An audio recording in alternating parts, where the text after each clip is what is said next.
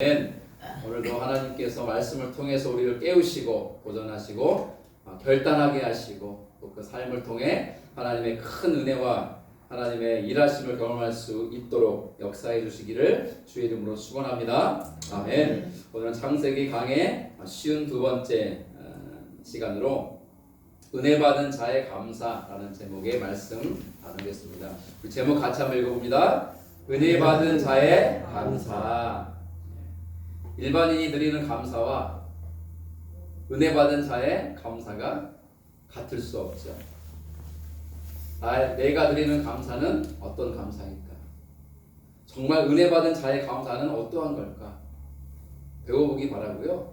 그리고 사모하는 마음으로 나도 은혜 받은 자가 되기 원하고 은혜 받은 자로서 합당한 감사의 삶을 살고자 결단할 수 있는 귀한 시간이 되었으면 참 좋겠습니다. 오늘 말씀은 세 절로 이루어졌죠. 지난주 말씀과 이어지기 때문에 본문을 이렇게 마지막 세 절을 담았는데요. 야곱은 이제 형 에서의 그 분노와 죽음의 칼날을 피해서 하란 땅으로 도망을 치죠. 외갓집으로 피신하고자 그는 달아났습니다. 하룻길을 줄곧 달려서 도착한 곳은 루스라고 하는 그 당시는 야곱이 그 땅이 루스인지 뭔지도 몰랐을 거예요. 아무튼 루스라는 곳에 이르러서 해가 지고 어두워지자 겉옷을 벗어서 이불처럼 이렇게 말아서 누워서 잠을 청합니다. 몸을 둘둘 말고 누워서 하늘을 바라봤을 때 밤하늘에 수많은 별들을 보았겠죠. 사람이 이 밤이 되고 별들을 보면요 감수성이 예민해지죠. 그게 바로 생각나요. 사람들이 엄마 생각, 아빠 생각, 집 생각, 그리고 마음이 갑자기 뭉클해지면서 코끝이 시큰해지죠. 그리고 눈물을 흘리기도 합니다. 야곱이 아마 그랬을 것 같아요. 도망치듯, 아니 도망치는 거죠. 집을 떠나서 이 들에서 광야에서 웬 고생입니까? 아무도 없고 배고프고 목마르고 춥고 그리고 무섭고 두렵고 내가 정말 하란 땅 외갓집까지 제대로 갈 수 있을까? 가는 길에 험한 일을 당하지는 않을까? 악한 자들이 나의 진보다리를 빼앗느라 나를 죽이지는 않을까? 아무도 없고 그저 저 멀리 짐승의 울음소리나 들리고 낮과 밤의 일교차가 너무나 큰 사막 기후인 광야에서 맞이한 밤의 그 추위, 두려움과 함께 그는 덜덜 떨며 겨우 잠을 청했을 겁니다. 그날 밤 하나님은 꿈을 통해 야곱을 만나주시죠. 사닥다리가 땅에서 하늘까지 서 있고 그 사닥다리 위를 천사들이 오르락 내리락 하는 아주 신비스러운 광경을 목격합니다. 그리고 나서 잠시 뒤 하나님의 음성이 들려오죠.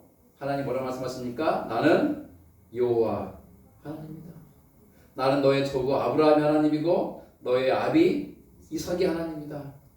이제 내가 너의 하나님이 되어주겠다. 하나님이 야곱의 하나님이 되어주시겠다고 선언하세요.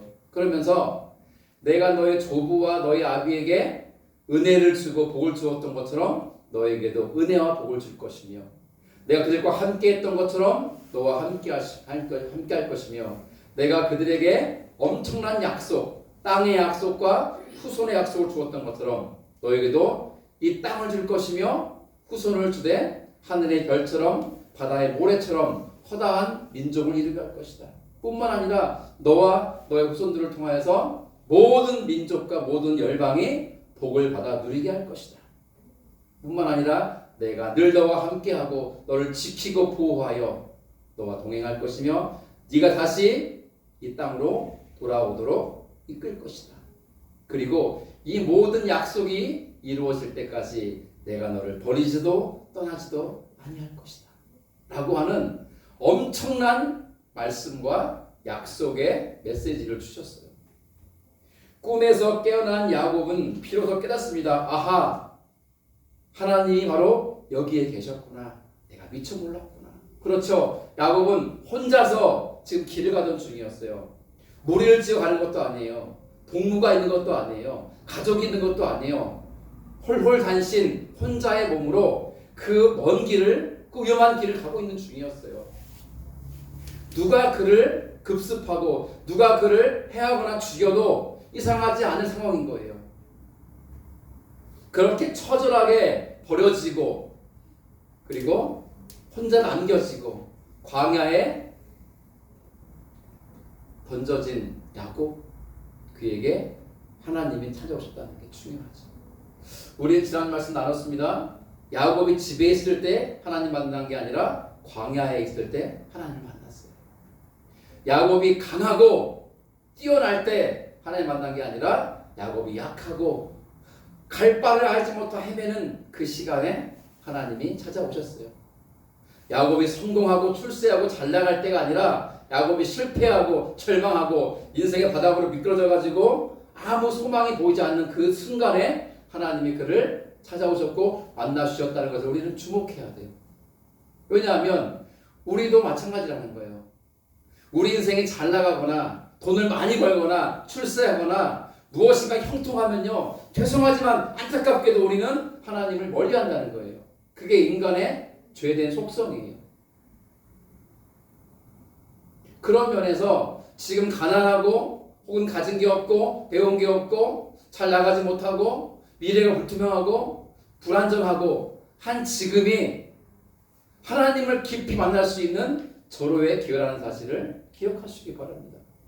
우리가 할 일이 다 무엇입니까? 하나님, 나를 찾아와 주시고 나를 만나 주시옵소서라는 기도예요. 사실은 내 필요를 구하는 기도도 해야 되겠지만 더 중요한 기도는 뭐라고요? 하나님, 나를 찾아와 주시고 나를 만나 주시옵소서.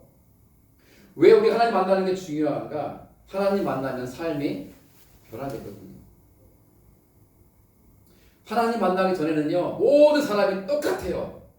오직 나를 위해 살아가요. 오직 나를 위해. 그리고 하나 더 한다면 내 가족을 위해 살아가요. 저희 사람이 열심히 살아가는 이유가 뭡니까? 나를 위해 살아가는 거고 내 가족을 위해 살아가는 거잖아요.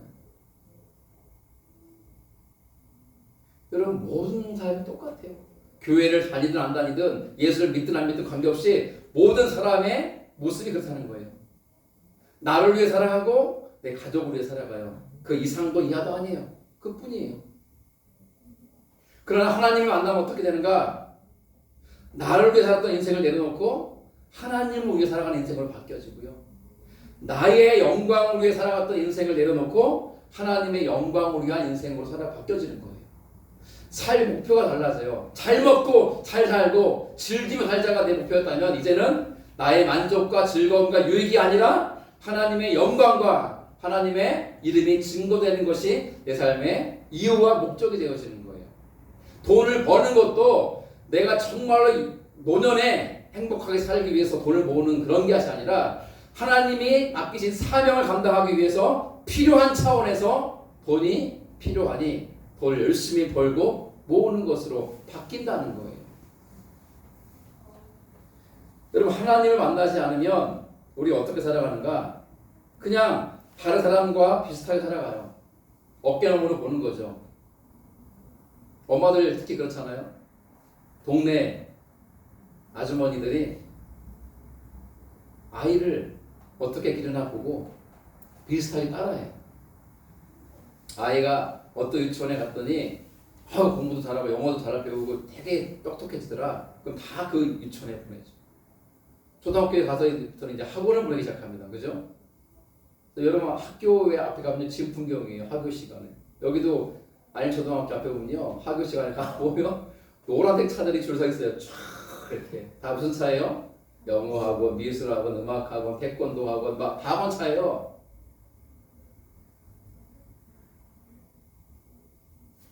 저도 교회를 개척하면서 학원차 운전을 해야 되나 고민을 했어요.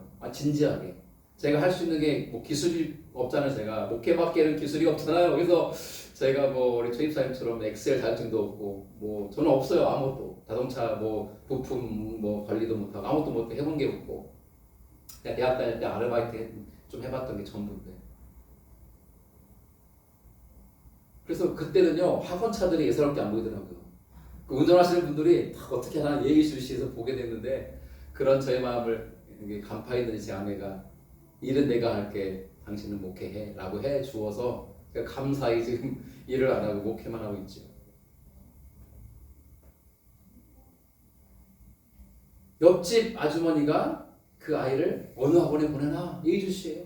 엄마들이 모이면 그 정보 나누는 거예요. 어떻게 하면 맘카페를 만들어가지고 온라인상에서 정보를 막 나눕니까? 그걸 맘카페에 찍히면 큰일 납니다. 그죠? 어떤 가게, 어느 서구 내당동에 있는 어느 가게 재수 없어 가지 마세요 하면은 이제는 그 가게는 이제 문 닫을 판인 거예요. 맘카페가요 무시무시한 힘을 갖게 됐어요. 그 엄마들이 학원이 좋다, 그 학원에 어떤 선생님이 좋다, 특별히 무슨 과목에 어떤 선생님이 좋다 이런다면요 보내는 거예요. 중고등학교 되면 더 난리죠. 대구에 있는 좋은 대학도 많지만 서울에 있는 더 나은 대학을 보내려고 길을 씁니다. 이게 끝이 아니라 보니까 대학을 졸업하고 나면 또 미국이나 영국이나 더 나은 나라로 유학을 보내려고 하는 엄마들도 많고, 직장 찾는 거, 결혼하는 거, 하여간 모든 일에 관여를 해서 다른 사람을 어떻게 하나 시켜보면서 우리 자식은 거기에 못 미치면 안 되니까 맞춰가는 거예요. 여러분 그러다가 인생이 끝나는 거 아세요?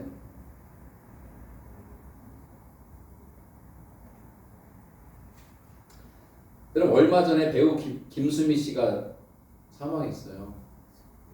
저는 그분 돌아가시기 진짜 며칠 전만 해도 TV에서 봤거든요. 물론 녹화한지는 모르겠지만 토크쇼에 나와가지고 막 입담을 늘어놓고 또 TV 홈쇼핑 보면은 막 무슨 막 음식 만들고 팔고 그죠? 굉장히 활발하게 활동하고요. 하여튼 TV에 자주 나와요. 저는 그분 떠올리면은 어릴 때 전원일기에서 일용업리밖에 기억 안 나는데 그분은 30대부터 7, 80대 노인 연기를 한 사람이거든요. 어떻게 권사님 연기를 잘해요? 30대 젊은 애원만 돼도. 그쵸? 예, 타고난 이 재능인 거죠. 탤런트. 근데 이분이 갑자기 죽었어요. 얼마 전에. 갑자기. 굉장한 충격이 됐어요. 와. 며칠 전까지 TV에서 봤는데 죽었다니 안 믿어지는 거야. 여러분 지난 화요일이었어요. 11월 12일. 며칠 안 됐죠? 송재림이라는 39살 먹은 배우가 죽었어요. 우리 여기 어른들은 송재림 하니까 이렇게 고개 가끔하시는데 저도 그랬어요. 찾아보니까 제 아내는 알더라고요. 송재림을. 송재림을 누구냐고 생각하냐면 혹시 해를 품은 달이라는 드라마 기억나세요? 해품 달이라고 줄여서 불렀는데 그 해를 품은 달에 왕이 나오는데 왕 옆에서 왕을 호위하는 무사로 나온 김재훈 역할을 했던, 과묵했던, 왕으로의 목숨을 바치면서 그를 지켰던 무사. 그래서 왕보다 더 인기 많았던 배우가 송재림이라는 사람이에요. 그 후로 그런 인기를 한 번 받으면서 여러 드라마, 여러 방송, 그리고 심지어 지난달 지금 11월이잖아. 10월까지도 뮤지컬 베르사유의 궁전이라는 뮤지컬에서 주연 배우로 활동했었어요. 불과 며칠 전까지. 그런데 지난 화요일 돌연 죽었어요. 저는 깜짝 놀랐어요. 제가 그 배우의 이름을 몰랐지만 얼굴은 제가 보니까 알겠더라고요. 잘생기고 키도 크고 홀쭉하고 늘씬한데 권사님 39살인데 죽었어요. 마음이 너무 아프더라고요. 제 자식은 아니지만. 여러분 죽음을 생각하고 혹시 사십니까? 부디공제 얼굴 보니까 죽음 생각하고 사는 것 같지 않아요? 살 날이 많으니까 아직도. 여러분 제가 이 말씀을요 죽음을 생각하며 사십시오라는 말이 속으로 목사님은 정말 죽음을 생각하면서 비관적으로 살라는 뜻인가? 그게 아니에요. 죽음이 나에게도 다가오고 있다는 사실을 인식하며 살라는 거예요. 그러면 하루하루가 소중하고 한 시간 한 시간이 1분 1초가 소중할 수밖에 없고 헛되이 살 시간이 어디 있어요, 동경제? 안 그래요? 죽음이 언제인지 모르지만 다가오고 있다는 사실을 가지면요 정신이 번쩍하지 않습니까? TV를 통해서 70대 노 배우가 죽은 사실도 충격적이었지만 39살밖에 안 된 젊은 배우의 죽음을 보면서 그 사람의 죽음에 비하면 저는 훨씬 많이 살았잖아요.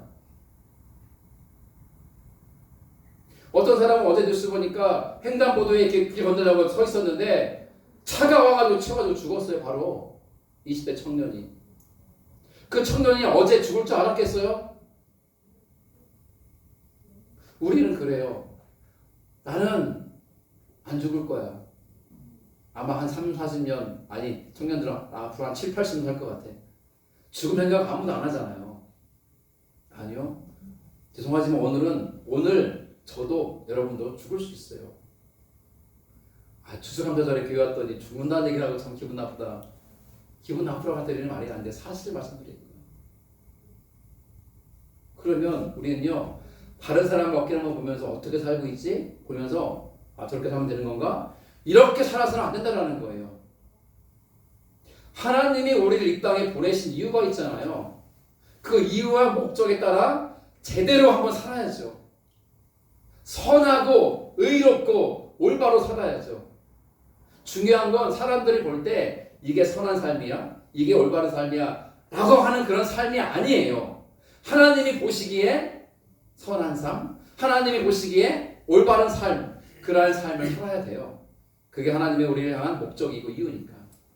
그러려면 먼저 뭘 해야 돼요? 우리가 하나님을 만나야죠. 하나님을 만나야 그분을 통해서 이러한 깨달음과 깨우침을 얻게 될 거 아니에요. 하나님의 약속을 받을 거 아니에요. 야곱처럼 말이죠.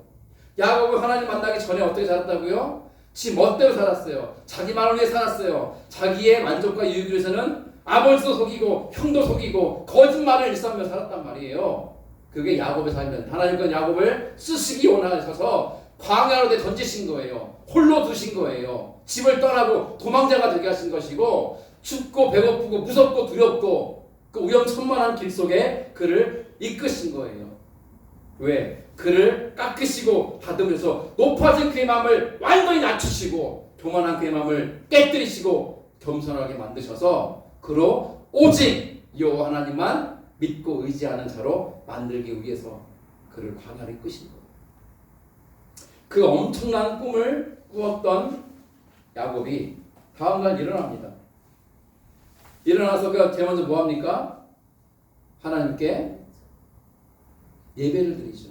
어떻게 해요? 베고 잤던 돌을 세워서 기둥으로 삼고 자기 진보다리 안에 있는 기름병을 꺼내서 기름을 붓습니다. 제가 말씀드렸잖아요. 지난주에 야곱의 손에 양이 있었으면 양을 잡아서 그 피와 양을 바쳤을 것이고 야곱 손에 아마 소가 있었다면 소를 잡아서 그 피를 뿌리고 제물을 태워서 드렸을 거라고. 하지만 지금은 가진 게 없어요. 그가 가진 최선의 것은 기름이었어요. 기름을 부으면서 하나님을 예배하는 것. 그리고 오늘 본문 세 가지 서원을 해요. 서원. 그럼 서원이 뭡니까? 서원. 하나님께 드리는 약속이에요. 그죠? 여러분 이래서 제가 소원 기도의 열매입니다. 무슨 말인가? 저희 부모님이 결혼하시면서 두 분이 자녀들이 없던 때죠. 결혼했으니까 결혼한 직후에 소원 기도를 같이 했대요. 큰아들을 주의 종으로 바치겠나이다.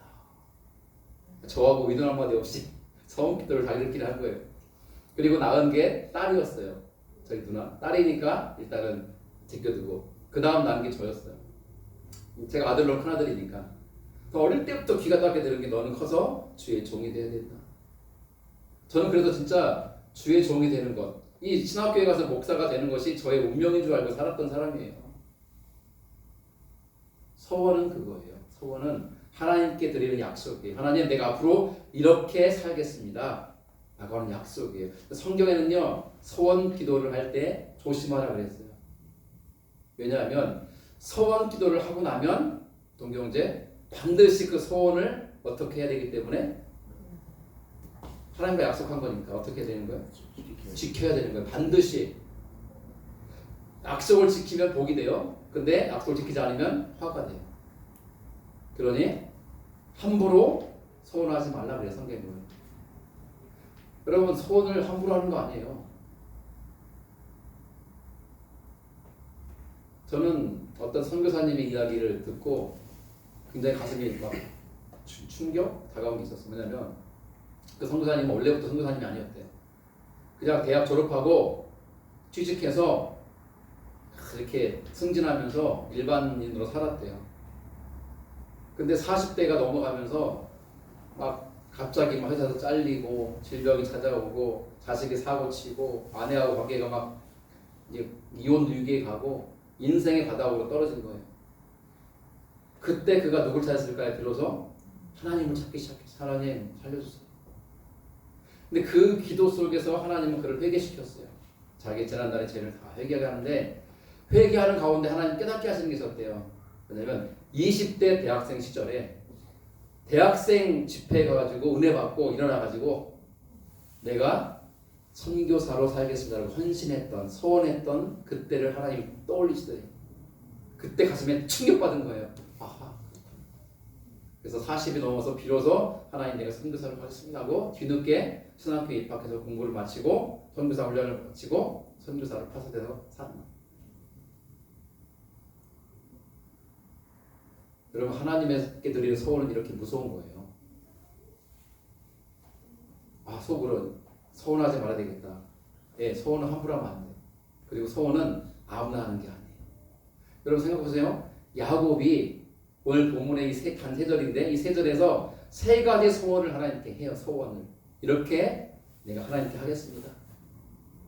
왜 야곱이 그 소원을 했죠? 하나님을 만났으니까. 하나님의 약속을 받았으니까. 하나님의 은혜를 입었으니까.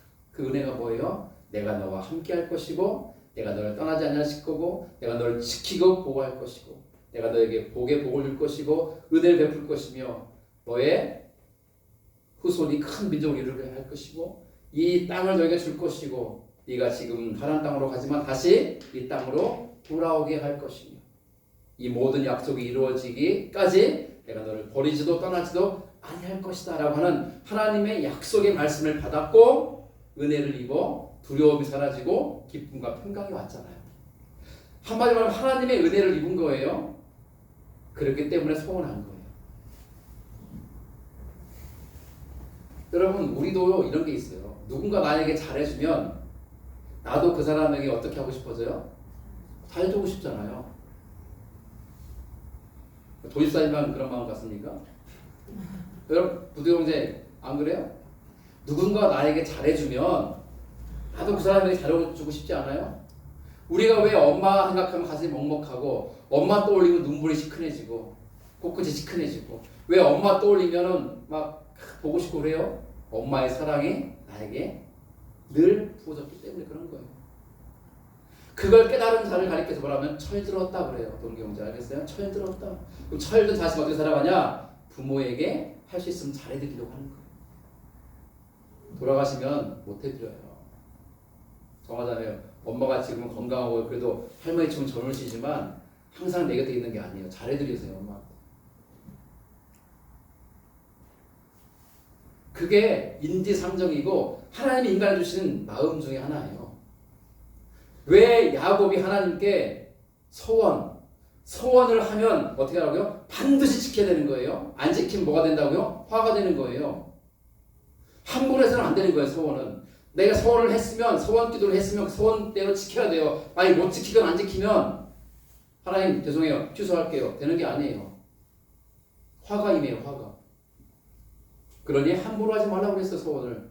그런데 야곱은 왜 지금 소원하고 있습니까?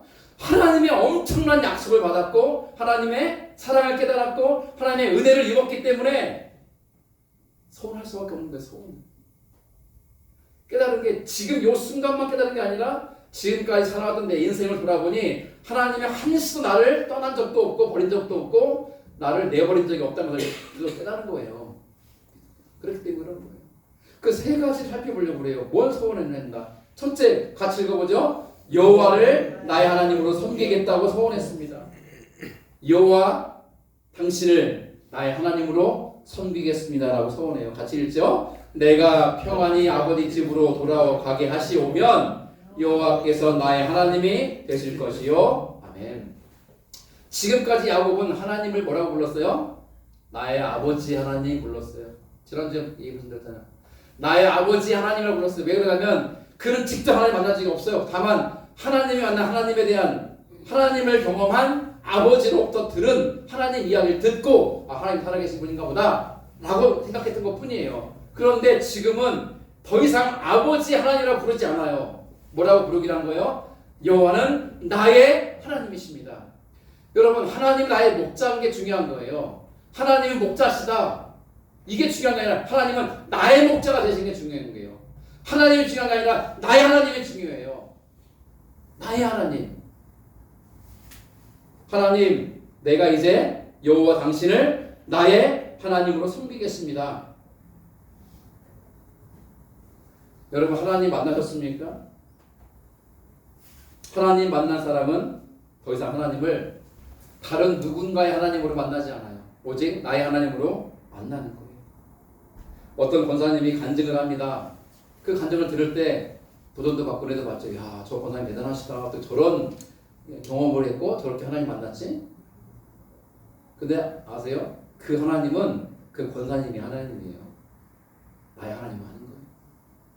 어떤 집사님이 이야기를 막 하시는데 가만 들어보니까 엄청난 하나님을 만난 체험이 있는 거예요. 와, 근데 아십니까? 그 하나님은 그 집사님이 하나님인 거예요.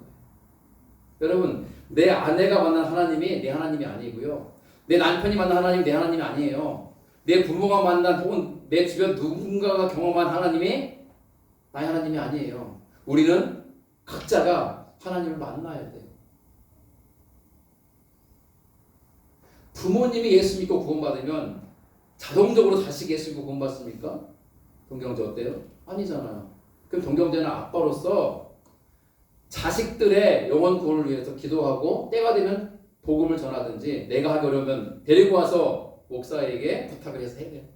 지금 하은이가 아직 말을 배우고 있고 말 잘 못하지만 이제 말이 좀 능숙해지고 크면 언젠가 예수님을 자신의 구주로 영접하는 시간을 가져야 돼. 그리고 예수를 믿고 살아가는 예수님의 딸이 되어야 돼요. 무슨 말인가? 부모의 하나님이 내 하나님이 아니라는 거예요. 내 하나님은 따로 있어요. 어떤 하나님? 내가 만난 하나님. 그 하나님을 제가 평생 하나님으로 믿고 따르고 섬기겠습니다. 결단하는 거. 그러니까 이제 야곱은요 다른 데 눈 돌리지 않겠다는 거예요. 오직 여호와 당신만 나의 하나님 삼고 살겠습니다. 결단하는 거. 두 번째 그가 소원한 게 무엇이냐? 같이 읽죠. 예배 중심의 삶, 성전 중심의 삶을 살겠다고 소원했습니다. 예배 중심의 삶을 살겠습니다. 성전 중심의 삶을 살겠습니다. 자, 같이 읽습니다. 노란색만 시작. 내가 기둥으로 세운 이 돌이 하나님의 집이 될 것이요. 아멘. 이게 두 번째 소원이에요. 이 돌이 뭡니까? 전날 야곱이 베고 잤던 돌이에요. 그 돌을 세워서 기둥 삼았잖아요. 기름 부어서 하나님 예배했잖아요. 그래서 그냥 떠난 게 아니라 내가 기둥으로 세운 이 돌이 뭐가 될 거라고 말해요? 하나님의 집이 될 것이다. 하나님의 집이 뭡니까? 하나님이 거하시고 하나님 임재하시는 그 곳인 거예요. 전날에는 야곱이 그저 돌멩이인 줄 알았어요. 머리에 베고 자기의 적당한 돌 가져다가 놓고 또 잤잖아요. 전날부터 아침까지는 그냥 돌멩이였어요. 날이 밝으면 버리고 갈 돌멩이에 불과했지만 그가 그 밤중에 꿈을 통해 하나님을 만나고 나니까 이 돌멩이가 그냥 돌멩이가 아닌 거예요. 하나님의 약속의 증표가 되는 것이고 하나님을 예배하고 하나님을 평생 따르겠다는 결단과 헌신과 소원의 증표가 되는 거예요. 이 말씀에 주는 교훈이 뭐냐? 나는 이제 하나님만 예배하는 삶을 살겠습니다라는 거예요. 여러분 그 결단하시길 바랍니다. 하나님만 예배하는 삶을 살겠습니다. 권변 집사님, 이영 집사님은요 주일을 예수 믿고 난 후 주일을 범한 적이 없는 분들이에요. 아시잖아요. 오늘 처음 안 나왔어요. 두 분이 처음. 어머니의 죽음 앞에 할 수 없죠. 장례 절차가 있으니까. 지금 두 분은 장례 마지막 마무리를 하면서 하나님을 예배하고 있을 거예요. 두 분이. 우리 권사님도 예수 믿은 후에 주일을 범한 적 없지 않습니까? 그렇잖아요. 고집사님은 교회를 다니긴 했지만 빠지기도 했었고 그러나 드림교회를 온 후부터는 빠진 적이 없으시고 그렇잖아요. 빠진 적이 있습니까? 없는데 또 있는 거 아닌가 생각하는 거. 여러분 오늘부터 결정하세요. 나는 정말 하나님을 예배하는 삶을 살겠습니다. 그럼 저의 간증을 하나 나눌게요. 부족하지만 제가 이제 고3이 됐는데 고3 시절을 대부분 다 보내셨죠. 안 보낸 분도 있지만 근데 고3이 되니까요. 고3이 되자마자 그 주간에 아침 조회 시간 선생님이요. 이만한 방규 큐대 이제 당구 큐대인데 그 긴 걸 다 가져온 게 아니라 중간을 돌려가지고 두꺼운 부분, 손잡이 있는 부분을 딱 가지고 와요. 한 정도 되면은 딱 두꺼워 이만한데 딱 가지고 풀서프가 하나 가지고 항상 그러면서 딱 하나 들고 말을 해요. 선생님 남자분인데 자 니네들 이제 고3이다 따라해라 죽었다 따라하래요. 죽었다 우리도 모르고 죽었다 했더니 그래 니네들은 죽었다 고3이니까 얘 1년 동안 죽었다 생각하고 살래. 그러면서 아침 기회가 안 나는 일찍 와서 자습해야 되고 수업은 당연한 거고 수업 후에 야간 자습까지 밤 10시까지 하루 종일 학교에서 공부해요. 그래도 금요일까지. 그런데 금요일날 조회 시간을 그러는 거예요. 내일은 토요일이다. 아침 9시에 동안 9시부터 자습한다. 다 나오도록. 늦거나 빠진 놈은 월요일날 각오해라. 그리고 토요일도 그러니까 그 학교만 왔기 토요일도 일요일도 아침 9시부터 밤 10시까지 자습이에요. 고3이니까. 그게 학교 룰이에요. 근데 토요일 날은 제가 갔어요. 아침에 가서 밤 10시까지 왔는데 권사님 주일 아침이 됐는데 제가 어떻게 했겠어요. 예배를 드리러 가야 되는데 안 갔다가는 갈등이 살짝 됐지만 에라이 될 대로 되라고 교회를 갔어요. 예배를 드리고 또 성가대였거든 제가 고3인데 성가대까지 다 봉사하고 예배 드리고 밥까지 먹고 오후에 딱 학교에 갔더니요 문을 뜨르르 여는데 반에 한 60명 되는데 다 날 쳐다봐요. 어떤 얼굴로? 너는 이제 죽었다. 그렇게 앉아가지고 이제 그 주일날 오후부터 밤까지 자습을 하고 집에 왔는데 밤에 잠이 안 오는 거예요. 내일 월요일인데 어떻게 될까? 우리는 아침 학교 일찍 갔습니다. 막 긴장되는 거죠. 드디어 아침 조회 시간 선생님이 뭘 들고 와요? 당구 큐대 회초리라고 하면 좀 약하고요. 당구 큐대 이 뒷부분 두툼한 거 하고 출석부를 가지고 와가지고요. 출석을 막 부르더니 다 부르고 나니까 갑자기 유진국 나와. 나갔습니다. 엎드렸습니다. 그때부터 저를 때리기 시작하는 거예요. 허벅지를. 근데 저는 몇 대 맞은지 기억이 안 나요. 엄청나게 많이 맞았어요. 제가 사실 고집이 좀 세요. 그래가지고 버텼어요. 선생님이 화가 났나 봐요. 버티니까. 더 때리더라고요. 피가 터질 때까지. 정말 몇 대 맞은지 몰라요. 수십 대 맞았어요. 거의 100대 가까이 맞았는데 100대 가까이. 정말. 그리고 쩔뚝거리면서 자리로 돌아가는데 선생님이 또 빠져봐라. 또 빠져봐라. 딱 한 번. 교실 주지군데 줘요. 쩔뚝거리고 왔는데 앉을 수가 없어요. 이제 허벅지가 다 터져가지고. 엉덩이 뒷부분을 겨우 걸터 안고 하루 종일 학교에서 공부하고 자습하고 밤 10시 차 타고 1시간 동안 버스 타고 가서 11시에 내려서 집까지 걸어가는데 되도록도 이 지경이 돼가지고 집에 왔어요. 그때 어머니가 너 다리 이렇게 쩔룩거리니 해가지고 아니에요. 그냥 괜찮아요. 하고 내 방에 들어가서 옷을 갈아입으려고 하는데 제가 소리를 지르고 말았어요. 너무 아파서. 봤더니 그때 청바지를 입고 학교였었는데 그 청바지와 그 허벅지 피 터진 데가 엉켜가지고 이 피떡이 돼가지고 붙어버린 거예요. 이 청바지하고 내 살이. 그 바지를 벗는데 얼마나 울었는지 몰라요. 서럽고 아파서. 근데 어머니가 옷 다 갈아입었나 싶어가지고 들어오신 거예요. 근데 그 바지를 이렇게 막 조금씩 이렇게 막 이렇게 아시죠? 살 떨어지니까 이렇게 막 내리고 있는 그걸 보니까 어머니가 기겁을 하시는 거예요. 할 수 없이 자초지종 말씀드렸죠. 저희 어머니가요 다음날 저와 함께 학교를 찾아오셨어요. 교무실을 가서 저를 데리고 교무실 문 3학년 일반인데 3학년 일반 담임선생님 누구십니까?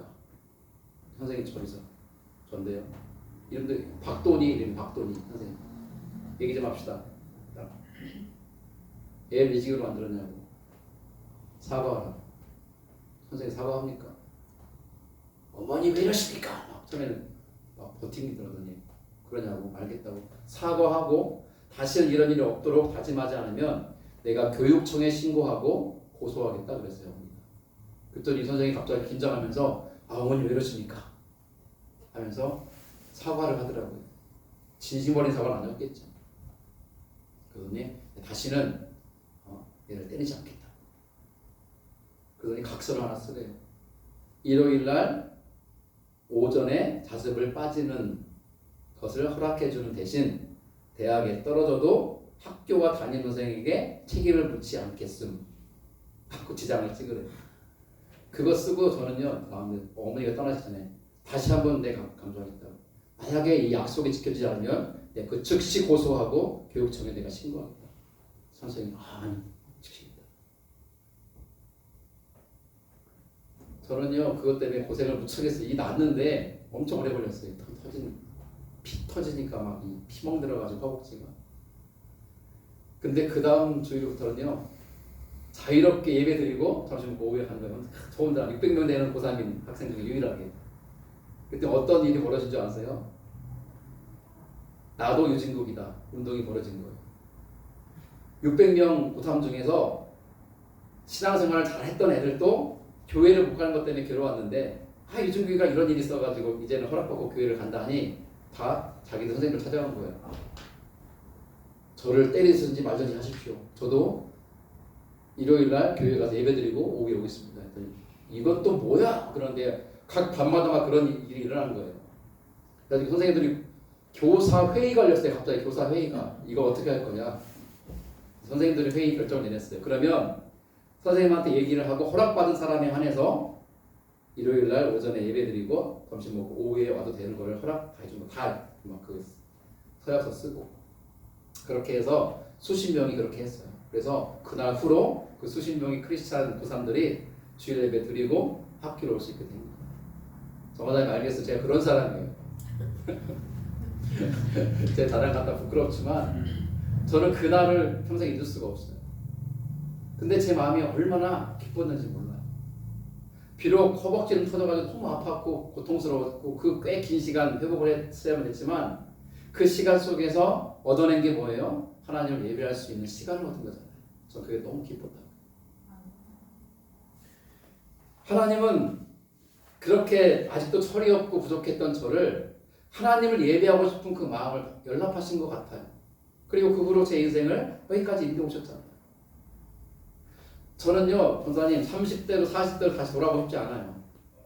저는 충분히 행복했고 즐거웠고 보람있게 목회를 해왔고요. 지금도 저는 참 좋아요. 저 우리 드림교회가 참 좋고 여러분들이 참 좋아요. 감사합니다. 그럼 된 거 아닙니까? 예배 중심의 삶을 살아야 돼요. 어떤 때 예배 드리고 어떤 때 예배 안 나오고 친구가 밥 사준다고 그러면은 거기 가고 아무 일 없으면 교회 나오고 피곤하면 자버리고 그런 예배 생활을 해서는 하나님의 은혜를 입을 수가 없겠죠. 마음을 정해야 돼요. 저 우리 성도들이 다 그래서 좋아요. 마음을 정해요. 그러나 율법주의에 빠지지 마십시오. 우리 최집사님 다다음 주에 봉사활동 가신다고 미리 저한테 어제 얘기하셨는데 그것이 집사님의 예배가 되기를 바라요. 가서 연탄도 날라드리고 김장도 하시고 나눠드리고 하는 일 너무 귀한 일이죠. 앞으로 우리 교회가 성장하면 그런 일을 더 열심히 해야 되겠죠.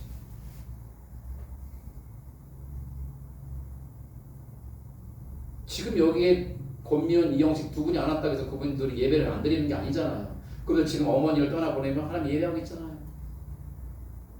그런데 이 시간에 집에서 퍼질러 자고 있으면 그게 예배입니까? 아니잖아요.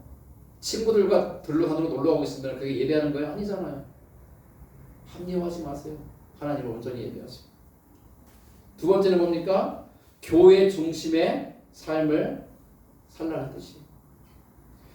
물론 야곱 때에는 교회가 없죠. 그러나 성전 중심의 삶을 하겠다는 거예요. 성전은 뭡니까?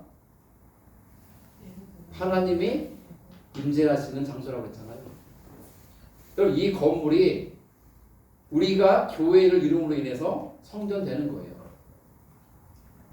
자 보세요 동경제, 우리가 만약에 1년 뒤에 막 교인들이 늘고 해가지고 다른 더 넓은 곳으로 이사를 하잖아요. 나갈 거 아니에요. 신나는 일이겠죠. 옮겨요. 그러면 여기는 이제 빌 거 아니에요. 아직 와서 봤더니 여기가 노래방으로 바뀌어 있어요. 그럴 수 있잖아요. 건물은 용도에 따라 바뀌어요. 노래방도 됐다, 술집도 됐다, 교회도 될 수 있고, 그렇잖아요, 권사님? 학원도 할 수 있고, 다 할 수 있어요, 뭐든지. 그러면 성전은 움직이는 거예요. 우리가 새롭게 이사해서 예배당으로 꾸린 그곳이 성전이 되는 거예요. 알고 봤더니 거기가 술집이었대. 괜찮아요. 전에는 술집이었는지 모르지만 지금은 성전 되는 거예요. 왜? 우리 하나님을 예배하고 하나님께 나아가고 하나님의 임재를 맛보고 경험하는 거룩한 곳이니까 성전인 거예요. 그 성전 중심의 삶을 살겠다는 소원이 이 말씀 속에 있는 거예요. 이 돌멩이 같은 내 인생을 하나님 찾아 만나 주셨으니 이제 내가 하나님의 집 안에 거하며 살겠습니다. 여러분 성전 중심의 삶, 교회 중심의 삶이에요. 교회는요 건물이 아니에요. 예수 그리스도를 믿는 이들의 공동체이고 모임인 거예요. 여러분 교회에 세 축이 있어요. 가정교회 세 축이 뭔지 아세요? 이거 꼭 기억했으면 좋겠어요. 첫째는 주일 예배예요. 둘째는 목장 모임이에요. 셋째는 삶 공부예요. 이 세 가지가 교회를 이루는 세 가지 축이고 신앙생활의 가장 중요한 요소예요. 주일 예배와 목장 모임과 삶 공부 세 가지를 여러분 새해를 결단하셔야 돼요. 예배 삶을 살지만 예배만 갖고 되는 게 아니에요. 이 모임 속에 담겨져 있어야 돼요. 목장 모임에 참여할 수 있는 결단을 하십시오. 기도하십시오. 그리고 말씀을 배우고 내 삶의 변화를 추구해야 돼요. 삶 공부하셔야죠. 이러한 삶이 이루어질 때 제가 확신하건대 저와 여러분 삶이 달라지고 변화될 겁니다. 그리고 우리 교회도 변화되고 달라질 겁니다. 우리의 체질이 바뀔 것이고 우리 인생의 목적과 목표가 달라질 거예요. 야곱이 그랬잖아요. 하나님 만난 후에 인생이 완전히 바뀌었잖아요. 여러분 교회는 이런 거예요. 마태복음 18장 20절 같이 읽죠. 두세 사람이 내 이름으로 모이는 곳에는 나도 그들 중에 있느니라. 아멘. 우리가 목장으로 모여서 많을 때는 9명, 10명 모이지만 못 모일 땐 6명, 7명 모이잖아요. 목장 모임이 그냥 밥이나 한 끼 먹고 헤어지는 모임이 아니에요, 여러분. 예수 그리스도의 이름으로 식사의 교제를 하는 것이고 예수 그리스도의 이름으로 찬양을 하는 것이고 예수 그리스도의 이름으로 기도하는 것이고 예수 그리스도의 은혜 안에서 말씀을 나누는 것이고 예수 안에서 삶을 나누고 감사를 나누고 고민을 나누고 아픔을 나누고 그리고 기도의 제목을 나누는 것. 목장 모임은 하나님 예배한 거룩한 처소이고 그 시간인 거죠. 그 중심을 하겠다고 결단하시길 바랍니다. 마지막 세 번째는 이 야곱이 무슨 소원을 하는가? 같이 읽죠. 하나님께 11조를 바치겠다고 소원했습니다. 말씀을 같이 노란색 읽죠. 시작. 하나님께서 내게 주신 모든 것에서 10분의 1을 내가 반드시 하나님께 드리겠나이다 했더라. 아멘. 세 번째로는요. 11조를 바치겠다고 하나님께 소원했어요. 여러분 질문 드릴게요. 하나님이 야곱에게 야 11조 바쳐 라고 해서 바치는 거예요? 아니잖아요. 자기 스스로. 왜 그렇다고요? 하나님의 약속을 받고 하나님의 은혜를 입고 하나님을 만나고 나니까 하나님께 소원하고 싶은 거예요. 그 세 번째가 바로 11조였어요. 우리는요 이렇게 살아가요. 내게 있는 모든 것이 내 것이다 생각해. 내 것이다. 저도 그렇게 살아왔었어요. 전에. 이제는 알아요. 내게 있는 모든 것이 하나님의 것이라는 것을. 여러분 11조는요. 내 거 10개 중에 1개 주님께 드리는 게 아니에요. 김경재 알겠어요? 내 거 10개인데 10개 중에 하나를 드리는 게 11조가 아니에요. 모든 것이 하나님의 것임을 인정하고 이름을 고백하는 가운데에 하나를 바치라 했으니 하나를 드리는 거예요. 나머지 9개 내 마음대로 써도 되는가? 그게 아니죠. 나머지 9개도 하나님의 뜻을 따라 하나님 기뻐하신 모양으로 사용해야죠. 여기 중요한 부분이 이거예요. 하나님께서 내게 뭐 한 것? 주신 모든 것. 그러니까 지금 야곱이 바뀐 거예요. 어떻게 바뀌어요? 하나님 만나기 전에는 모든 게 다 내 거였어요. 내 소유, 내가 얻은 것 다 내 거야.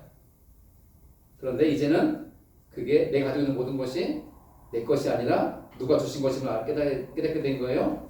하나님께서 내게 주신 거라는 걸 깨달은 거예요. 그러니 그 중에 10의 1조를 드리겠습니다. 헌신하는 거예요. 저는 이제 마지막 말씀을 마무리하면서 고민하다가 나누기를 원합니다. 우리 박동규 형제가 지금 정화자매와 함께 행복한 삶을 같이 목요일날 공부하고 저희 부부랑 같이 4명이 공부를 하는데 이제 공부도 하고 좀 말미에 이제 간단하게 요즘 삶이 어떤지 가정적인 부분이 어려움이 없는지 나누고 이렇게 기도하고 그렇게 있는데 다음 달부터 동규 형제 11조를 드리라고 제가 권했고 동규 형제 그렇게 하기로 했어요.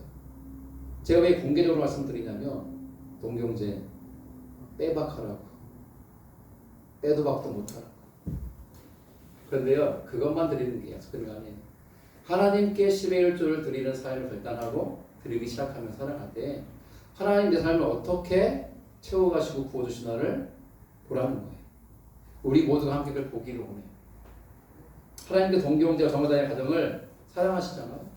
그 사랑하시는 가정이 정말 복받기를 원하시기 때문에 하나님이 신앙으로 이끄시는 거예요. 그 한 가지가 10의 1조예요. 10의 1조는요 율법이잖아요. 모세 때 주신 거예요. 모세 때 11조를 바쳐라. 근데 모세보다 500년 전에 살았던 아브라함과 이삭과 야곱 때 이들은 믿음의 선배들은 뭐했어요? 자발적으로 11조를 바친 사람들이에요. 하나님께. 야곱도 그것을 하나님께 소원했다는 거예요. 오늘 말씀을 이제 마무리합니다. 오늘은 추수감사절이에요. 한 해를 돌아보면서 나에게 베푸신 하나님의 사랑과 은혜를 기억하는 날이고 그리고 하나님께 감사를 올려드리는 날이에요. 전 여러분들에게 야곱이 하나님 만나 후에 소원했던 3가지를 야곱과 같은 마음으로 동일하게 소원하기를 저는 권면하고 축원합니다. 그 3가지가 뭡니까? 첫째는 여호와 하나님을 나의 하나님으로 삼고 살아가신다는 결단이에요. 다른 누구의 하나님이 아니라 나의 하나님. 그러니 어떻게 기도하라고요? 하나님 나를 만나주세요. 기도하라. 하나님 만나야 돼. 만나야 내가 변화되어지고 내가 새로워져. 두 번째는 예배 중심의 삶, 교회 중심의 삶을 살기로 결단했어요. 나는 예배에 목숨을 건다. 나는 항상 교회 중심의 삶을 산다. 목장이 교회이고 그게 가정교회라고 했잖아요. 무슨 일 있으면 안 나오고 그게 아니라 나오는 거예요. 저는 기도합니다. 우리 사업하시는 최집사님 너무나 바쁘신 거 알아요. 근데 언젠간 최집사님도 목장 모임에 나오시는 날을 꿈꾸는 거예요.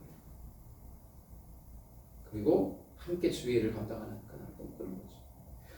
마지막 3번째는 10의 1조를 결단하시기를 권면합니다. 11조는요 하나님의 주인 되심을 그걸 신학적으로 주권이라고 그래요. 하나님의 주권을 인정하는 합당한 행위인 거예요. 하나님 이 모든 것이 하나님 당신의 것이고 내가 가지고 있는 모든 것이 하나님 나에게 주신 것입니다라는 믿음의 고백을 담은 행위가 11조. 부지공자도 지금 고민을 해야 될 것 같아요. 네. 결단하세요. 주님께 드리기를 소망합니다. 아무나 드릴 수 있는 게 아니라 뭐라고요? 하나님을 경험하고 하나님의 은혜를 입은 자만이 할 수 있는 걸 하겠습니다. 우리 모든 성도들이 이 추수감사절을 맞이하여 이러한 야곱과 같은 감사를 올려드리는 입술로만 감사한다고 말하는 게 아니라 삶으로, 신앙으로, 행함으로, 순종함으로 소원함을 결단할 수 있는 그러므로 하나님의 놀라운 복과 은혜를 받아 누릴 수 있는 여러분 될 수 있기를 주의 이름으로 축원합니다. 아멘. 다음